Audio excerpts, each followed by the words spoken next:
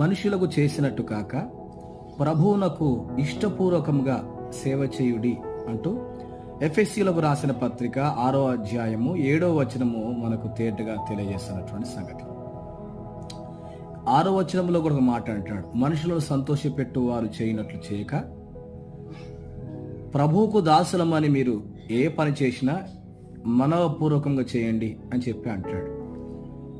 మనము ప్రభు బిడ్డలమైనటువంటి వారము, ఆయన స్వరూపంలో చేయబడిన వారము, ఆయన వలె జీవించుట కొరకు సిద్ధపడేటువంటి వారము, పాపమునకు దూరంగా పవిత్రతకు దగ్గరగా జీవిస్తున్నటువంటి వారం.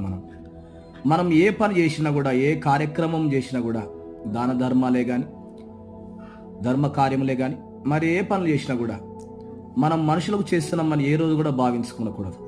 దేవుని చేస్తున్నామని చెప్పి మనం భావించుకోవాలి. మనము దేవుని బిడ్డలం.